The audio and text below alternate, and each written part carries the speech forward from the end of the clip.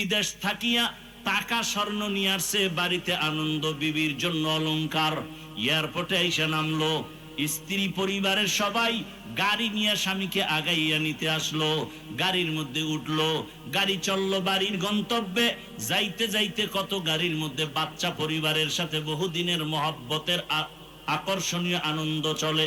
আল্লাহর কুদরতের খেলা, বাড়ি যাওয়ার কাছাকাছি গাড়িটা পানির মধ্যে চলে গেল। কয়েকদিন আগের ঘটনা দেখছো রে বাবা।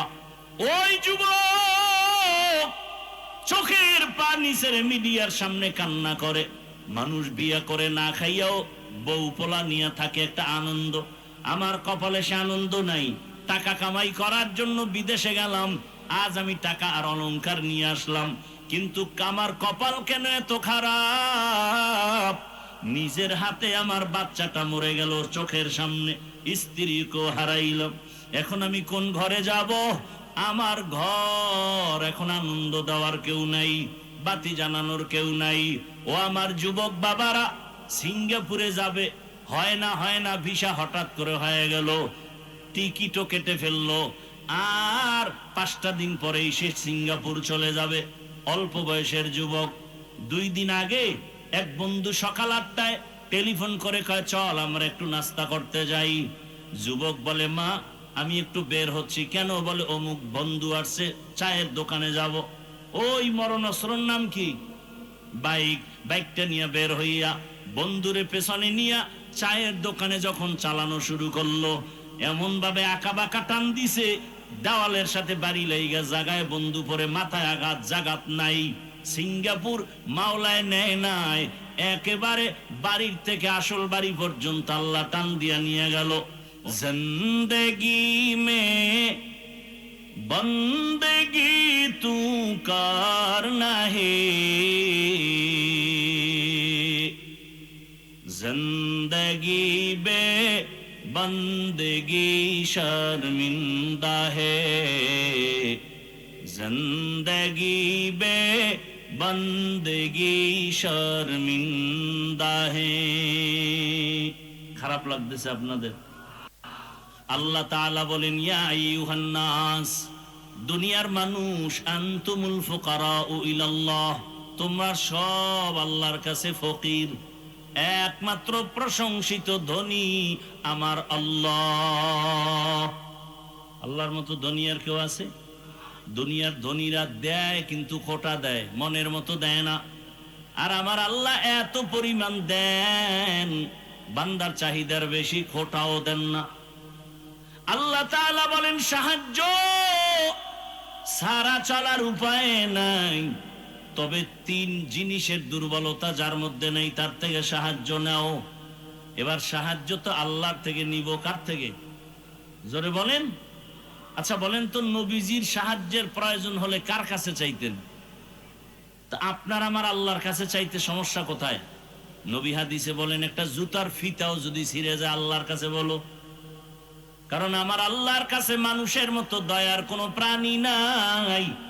আল্লাহ সব সময় তাকায় থাকেন বান্দা কখন আল্লাহকে ডাকবে আর বলবে, ইয়া ইলাহি তু মেরা মাবুদ হ্যায়, ইয়া ইলাহি তু মেরা মাশুক হ্যায়, ইয়া ইলাহি মুঝসে মুঝকো দূর কর, তাকে দেখো মুঝ মে তুঝকো এক নজর। আল্লাহর নবী বলেন, ইজা সাআলতা ফাসআলিল্লাহ, যখন তুমি সুয়াল করবা আল্লাহর কাছে সুয়াল করো। ওয়া ইজা ইসতাআনতা ফাসতাইন বিল্লাহ, যখন সাহায্য চাইবা তুমি আল্লাহর কাছে চাও। আল্লাহর কাছে চাইতে দেরি, বান্দা পাইতে মোটেও দেরি হবে না। কিন্তু আমরা আল্লাহর কাছে অনেকে চাই, অনেকে বলে চাইও পাই না, এজন্য চাই না। আল্লাহ বলেন, চাওয়ারও সিস্টেম আছে। 2 জিনিসের মাধ্যমে আমার কাছে চাও। 1 নম্বরে ধৈর্য, 2 নম্বরে হলো নামাজ। আমাদের ধৈর্যও নাই, নামাজও নেই। যেই নামাজ আমরা পড়ি, ওই নামাজ কি নামাজ? নামাজও পড়ে মিথ্যাও বলি, নামাজ পড়ি, সুদ খাই, নামাজ পড়ি, ঘুষ খাই, নামাজ পড়ি, জুলুম করি। এরকম নামাজ এ দেশে নাই। এই নামাজ তো জান্নাতের নামাজ নয়। নামাজ কেমন নামাজ? আল্লাহ নিজেই বলে নামাজ কেমন জানো? আরাইতাল্লাযী ইউকাযযিবু বিদ্দীন ফাযালিকাল্লাযী ইয়াদউল ইয়াতীম ওয়া লা ইয়াহুদ্দু আলা তুআমিল মিসকিন। এরপরে আয়াত কি? ফাওয়াইলুল লিল মুসাল্লিন। ওয়াইল নামক জাহান্নাম নামাজি মুসল্লির জন্য। ওয়াইল নামক জাহান্নাম নামাজি মুসল্লির জন্য। কোন ওয়াইল নামক জাহান্নাম? কোন নামাজি? নামাজও পড়ে গুনাহও করে। আর যেই নামাজি নামাজ পড়বে গুনাহ করবে না, তার জন্য বিনা হিসাবে জান্নাত। এর নবীর আশিক আল্লাহর থেকে নামাজ আর সবরের মাধ্যমে সাহায্য চাও, আল্লাহ দরজা খুলে দিবেন। এর নবীর উম্মতের দল, এই ধৈর্যের মাধ্যমে তুমি সাহায্য প্রার্থনা করো। ধৈর্য তিন প্রকার: ইবাদতের বেলায় ধৈর্য, মুসিবতের বেলায় ধৈর্য, গুনাহের বেলায় ধৈর্য। স্বামী আর স্ত্রী কথা বলতেছে, হঠাৎ করে একদিন স্ত্রী স্বামীকে বলে, তুমি আমারে কেমন মোহাব্বত করো? বলে, জীবন থেকেও বেশি। বলে, তার নমুনা কি? বলে, তুমি যা চাইবা তাই দিব, তুমি আমার জীবন, তুমি আমার মরণ। স্ত্রী একজন দিনদারি নারী, আল্লাহ ভোলা নারী, ডাক দিয়ে কয়, হে স্বামী, ভালো করে বলো, আমি যা চাইবো তাই দিবা? বলে, হ্যাঁ। এবার স্ত্রী পরীক্ষামূলক বলে, ও স্বামী আমার, আমি যদি চাইলেই দাও, দেরি না করো তো আমারে 3 তালাক দিয়ে দাও। কয় তালাক? স্বামী খুশি? স্বামী বলে, এটা তো দেওয়ার জন্য বলি না। বলে, ওয়াদা করছো, যা চাইবো তাই দিবা, দাও, তালাক দাও। দুইজনের ভেতরে মৃদু তর্ক শুরু হয়ে গেল। সমাধানের জন্য জামানার নবীর দরবারে রওনা। রাস্তার মাঝে যাইয়া হঠাৎ স্বামী বেচারা রাস্তায় পড়ে গিয়া পা ভেঙে গেছে। নুজহাতুল মাজালিসের মধ্যে ধৈর্যের বয়ানে ঘটনা আছে। ওই আল্লাহর বান্দা যখনই পা ভেঙে চিৎকার শুরু করে, আল্লাহ তুমি আমারে মুসিবত থেকে বাঁচাও। স্ত্রী হাতটা ধইরা বলে, নবীর দরবারে যাব না, বাড়ি লও। বাড়িতে যাইয়া স্ত্রী ডাক দিয়া কয়, স্বামী, আমি যে তালাক চাইছিলাম সে কথা উড্ড করে নিলাম, তালাক লাগবে না। স্বামী বলে, বিবি চাইলা কেন? আবার চাওয়ার পরে ফিরাইয়া নিলা কেন?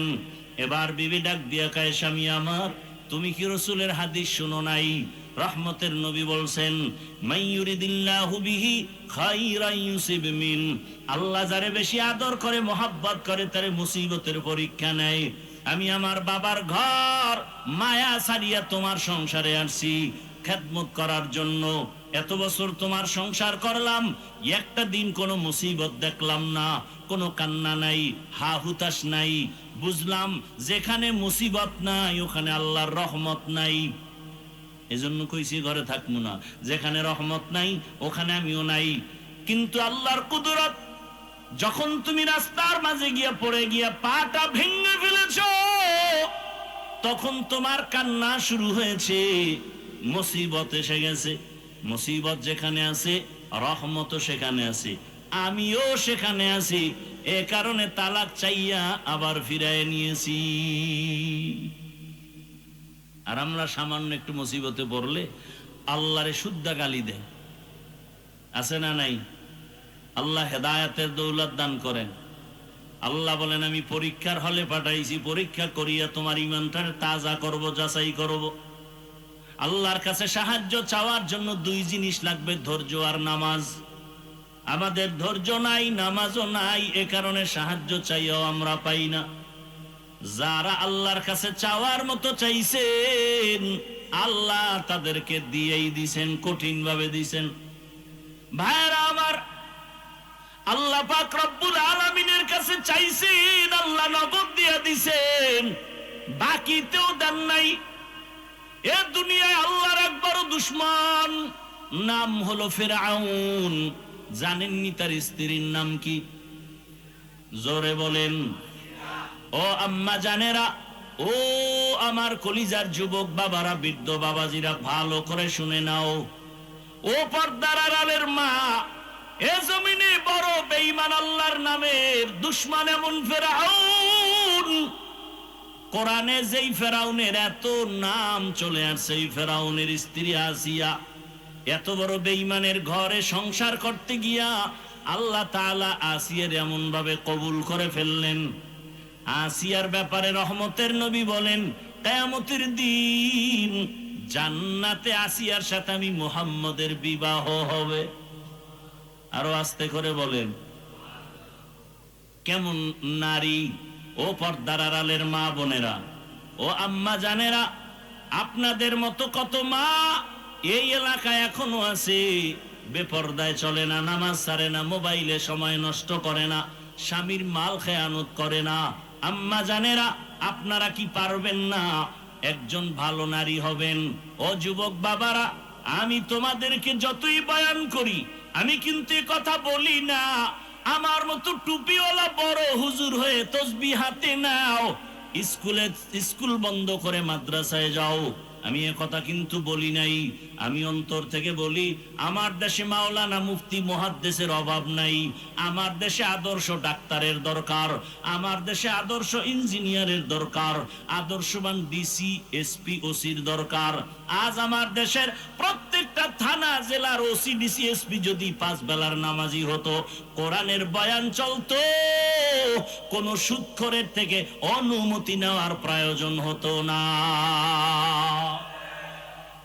অতএব তুমি ডাক্তার হও, দোয়া করি, ইঞ্জিনিয়ার হও, প্রফেসর হও, কিন্তু আল্লাহর মোহাব্বত নিয়ে নবীর আদর্শের মালা গলায় লাগাও। তোমার মতো যুবক তোমাদের চোখের সামনে কি নাই? স্কুলে পড়ে, কলেজে পড়ে, নামাজও পড়ে নাই।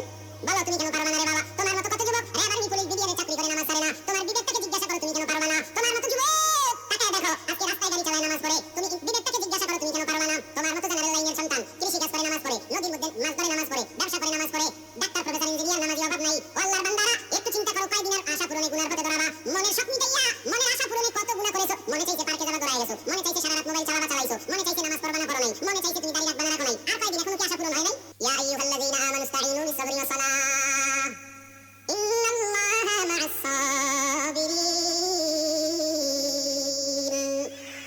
আল্লাহ তাআলা বলেন, ও মুমিন, কোন বেঈমানকে আজকে বয়ান করা না। আল্লাহ বলতেছেন মুমিনকে, তোমরা সাহায্য প্রার্থনা করো সবর ও সালাতের মাধ্যমে, নিশ্চিত আমি আল্লাহ সাবিরিন যারা তাদের বন্ধু হয়ে থাকবো।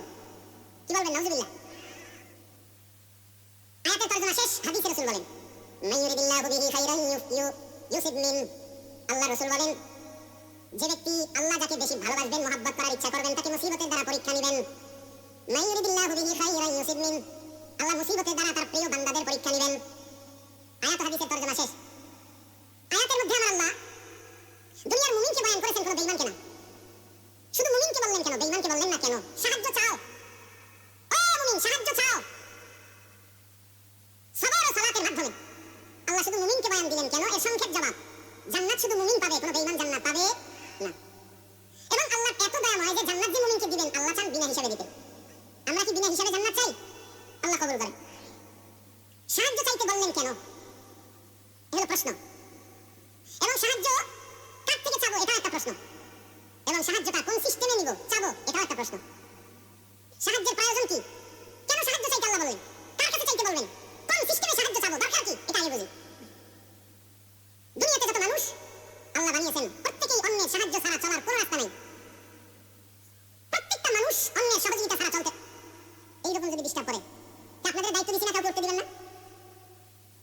আমি মোনাজাত দিয়ে দিই, আপনারা যদি আমার বয়ান না নেন, আমার এত ঠেকাটা কি আমি আপনাদেরকে বয়ান দিব? এইভাবে কোনো বয়ান হয়? আমরা পারি, অন্ত আমি পারি না।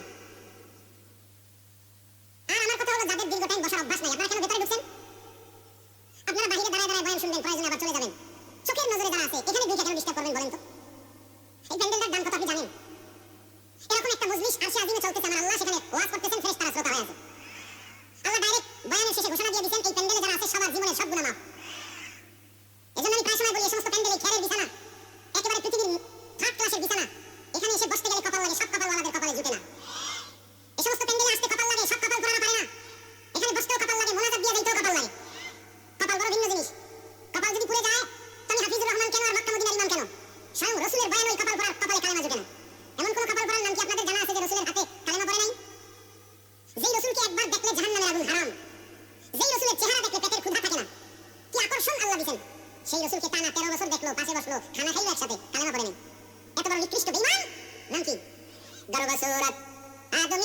মাবুদে আহমদ আবু জাহল হাম একে সাবুদে আদমিরা আদমিয়ত লাজেমাস আউদেরা গরবুনা বাশদরি জামা 13 বছর বয়ান শুনছে কপালে কালেমা নাই যেই নবীকে একবার দেখবে জাহান্নামের আগুন হারাম ওই নবীকে দেখার জন্য দুনিয়ার সব মাখলুকাত আসে খায় আছে গর্তের পিপিলিকাও চায় এক নজর রহমতের নবীরে দেখবে গর্তের সাপ অনেক দিন পর্যন্ত অপেক্ষা আছে রহমতের নবী আসবে আর এক নজর দেখবে কেমন মায়ার নবী রহমতের নবী আমার যেই রহমতের নবী রাস্তা দিয়ে হাঁটার সময় দুপাশের গাছ নত হয়ে সালাম জানায় কেমন মায়ার নবী আমার আম্মা জান আয়েশা রাদিয়াল্লাহু আনহা বলেন নবীর ঘাম আমি বোতলের মধ্যে ভরে রাখতাম আর আতর হিসেবে ব্যবহার করতাম সেই নবীকে 13 বছর দেখার পরও কালেমা পড়ে না এর নামই হলো কপাল আর নবীকে 27 বছরের একটা যুবক তরবারি নিয়ে দৌড়ায় নবীকে জবাই করার জন্য রহমতের নবীকে জবাই করবে 27 বছরের যুবকটা তরবারি নিয়ে দৌড়ায় রহমতের নবীকে একটা নজর দেখা মাত্র তরবারি ফালাইয়া রহমতের নবীরে বলেন নবী মাফ করে দেন কালেমার মালা গলায় পরায়া দেন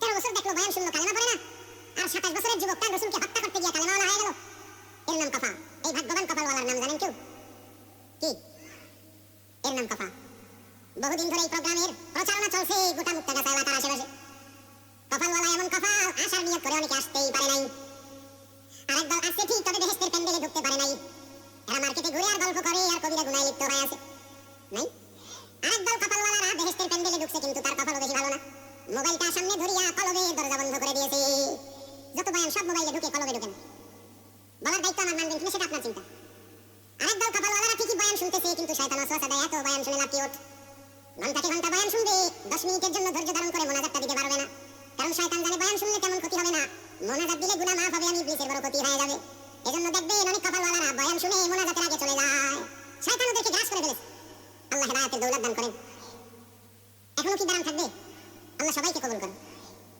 আল্লাহ দুনিয়ার মুমিনকে আল্লাহ সাহায্যের জন্য বলেছেন অথচ দুনিয়ার কোন মানুষ বেঈমান বলেন কারো সাহায্য ছাড়া চলতে পারে না কিন্তু মুমিনকে কেন বলেছেন বেঈমানকে কেন বলেন না বলে জান্নাত শুধু মুমিন পাবে কোনো বেঈমান পাবে না যদিও হাদিসে পাকে আছে প্রত্যেকটা বান্দার নামে জান্নাতে বাড়ি বরাদ্দ করা আছে এবার আল্লাহ মুমিনকে জান্নাত দিতে চান ওই জান্নাতটা তুমি দুনিয়াতে অর্জন করো বিনা হিসাবে দিয়ে দিও তবে সাহায্য ছাড়া তুমি দুনিয়াতে চলতে পারবে না কেন পারবো না এর এক নাম্বার কারণ আমরা বড় দুর্বল আমরা কি বাহাদুরি দেখাই খুব শক্তিশালী নিয়ে একটা মশার শক্তি আছে আপনার ভিতরে এসি মশারি লাগায় ঘুমাইছে বাতি বন্ধ করার পরে দেখে কানের সামনে মশা কামড়াইতেছে এত আরামের ঘুমটা নষ্ট করলো এসি মশারিও মানলো না মাথা গরম হয়ে গেছে বাতি জ্বালাইছে মশারি ছিদ্র দিয়ে মশা ঢুকলো কেমনে বাতি জ্বালায় তদন্ত করে যাক মোটামুটি ঢুকছে কোন দিক দিয়ে বলা যায় না আল্লাহ পায় ওদিকে তাকাই এবার নিজের দিকে তাকা একটা ছোট্ট ছিদ্র দিয়ে মশা ঢুকতে পারে না সেই দিয়ে ঢুকলো আর তোর কানের ছিদ্র কত বড় তোর কানের সামনে মশা ঘুরে একবারও ভেতরে ঢুকে না তোর বাবাই পাহারা দেয় একটা মশা যদি কানের মধ্যে ঢুকে যায় তোর সারা রাতের ঘুম নষ্ট হয়ে যাবে নাকের মধ্যে যদি একটা মশা ঢুকে যায় তোর ঘুম নষ্ট হয়ে যাবে আল্লাহ বলেন সারাদিন তুই ব্যবসা চাকরি করেছো আমি ফেরেশতা দিয়া তোর পাহারাদার বানায় দিয়েছি আতিনা ফি দারে দুনিয়া না হাসান আতিনা ফি দারে আকবা না হাসান ইয়া গিয়াসাল মুস্তাগীসিন আহদিনা লাফতিখারা বিল উলুমি ওয়াল গিনা সাহায্য ছাড়া চলা যাবে ভালো করে বোঝার চেষ্টা করি দুনিয়ার সবাই আমরা দুর্বল আল্লাহ বলেন ওয়া খুলিকাল ইনসানু যায়ীফা আমি ইনসানকে বড় দুর্বল করে সৃষ্টি করেছি আমরা মানুষ কেমন দুর্বল একটা ছাগল বা বকরির বাচ্চা দিয়ে তাকায় দেখবেন বকরির বাচ্চা যখন দুনিয়াতে আসে ওর আশেপাশে কোনো সহযোগিতাকারী থাকে না থাকে আর আপনি আমি যেদিন আসি আমার আম্মা জানের কণ্ঠ অনেক চাপায় রাখে পর্দা আমার আম্মার কণ্ঠের আওয়াজ ঘরের ভেতর থেকে সামনের দরওয়াজায় যায় না এত পর্দা করে আমার মা কারণ নারীদের শরীরটা ঢেকে রাখা যেমন ফরজ দিন পুরুষের থেকে কণ্ঠকেও ঢেকে রাখা ফরজ কণ্ঠের আওয়াজ যেন বেগানায় না শুনে এজন্য হাদিসে স্পষ্ট নিষেধ কোনোদিন যেন বেগানা নারী বেগানা পুরুষের সালাম না দেয় মায়ের কণ্ঠ সামনের দরওয়াজায় যায় না কিন্তু আপনি আমি যেদিন দুনিয়াতে আসবো ওই দিন আমার আম্মা জানের প্রসব বেদনা শুরু হয়ে গেছে এমন আম্মা জানের ব্যথা কান্নার আওয়াজ আমার আম্মা জানের আওয়াজ বাহিরে যায় না কিন্তু আমি যেদিন দুনিয়াতে আসবো সেই প্রসব বেদনার কান্নায় মা বেকার আর বেহুশ হয়ে গেছে কয়েকবার আম্মা জানের কান্নার আওয়াজে পাশের বাড়ির মানুষ পর্যন্ত ঘুমাতে পারে না ঠিক নেই এরে নবীর উম্মত আম্মা জানকে সান্ত্বনা দেওয়ার জন্য আমার দাদি নানি পাশে বসে মাকে বুঝাচ্ছে আম্মা জান বড় দুর্বল এরপরে ধাত্রী নারীরাও পাশে থাকে এক পর্যায়ে মা নিরাশ হইয়া চোখের পানি ছেড়ে কান্না করে বাবারে ডাকে আম্মা জান আমার দাদি নারীর কাছে সরে যাও আমার স্বামী আমার কাছে এনে দাও বাবা কাছে আসার পরে মা বাবার হাতটা ধরে কান্না করে স্বামী আমার বাবার ঘরে 16-18 বছর কষ্ট করে কাটাইছি আজ তোমার ঘরে বাবা দিয়েছে মন ভরে খেদমত করতে পারি না দয়া করে মাফ করো আমার উপরে কোনো দাবি রাখবা না বাবা বলে এত অস্থির কেন বলে আমি মরে যাবো কারণ 7 আসমানের বোঝা আমার মাথায় চেপেছে প্রসব বেদনা সহ্য করতে পারি না কত নারীর খবর শুনছি বাচ্চা হওয়ার সময় দুনিয়া থেকে বিদায় নিয়ে গেছে ও স্বামী আমার জন্য দোয়া করিও আল্লাহ যেন আমাকে দয়া করে মাফ করে দেয় খেদমতের ত্রুটি যদি হয় দয়া করে ক্ষমার দৃষ্টিতে দেখিও বাবা আমার মায়ের হাত ধরে বুঝায় ধৈর্য ধারণ করো বাবা দৌড়ায় গিয়া ওযু বানাইয়া সিজদায় পড়ে কান্না করে, হে মালিক তুমি আমার স্ত্রীকে ধৈর্য ধারণের সাথে সুস্থ করে দাও, আমার বাচ্চাটাকেও তুমি সুস্থতার সাথে দুনিয়াতে পাঠাও। জীবনের মূল কষ্ট মায়ের প্রসব বেদনায়, সাত আসমান সাত জমিন তখন মায়েরই মাথায়। জীবনের মূল কষ্ট মায়ের প্রসব বেদনায়, সাত আসমান সাত জমিন তখন মায়েরই মাথায়। আমার সুন্দর হাসাইয়া ও আমার প্রাণের মা, মা গো মা কোথায় গেলে মোরে ছাড়িয়া, জনম দুঃখী ইয়াতীম আমি চাই না কেহ ফিরিয়া। আমি যখন ছিলাম আমার মায়ের উদরে, চলাফেরা করলেন যে মায় কত কষ্ট করে। আমি যখন ছিলাম আমার মায়ের উদরে, চলাফেরা করলেন যে মায় কত কষ্ট করে। এমন মাকে কেমনে আজি, এমন মাকে কেমনে আজি যাব আমি ভুলিয়া। ও আমার প্রাণের মা, মা গো মা কোথায় গেলে মোরে ছাড়িয়া, জনম দুঃখী ইয়াতীম আমি চাই না কেহ ফিরিয়া। মা গো আমি ইয়াতীম বলে সবাই দেয় তাড়াইয়া, দুঃখের সাথে দিন কাটাই মা পেটে ক্ষুধা নিয়া। মা গো আমি ইয়াতীম বলে সবাই দেয় তাড়াইয়া, দুঃখের সাথে দিন কাটাই মা পেটে ক্ষুধা নিয়া। ঘুমের মাঝে মাকে দেখে, ঘুমের মাঝে মাকে দেখে কেন্দে দেই বুক ভাসাইয়া। ও আমার প্রাণের মা, মা গো মা কোথায় গেলে মোরে ছাড়িয়া, জনম দুঃখী ইয়াতীম আমি চাই না কেহ ফিরিয়া। খেদমতে মা দরপে দরকুন,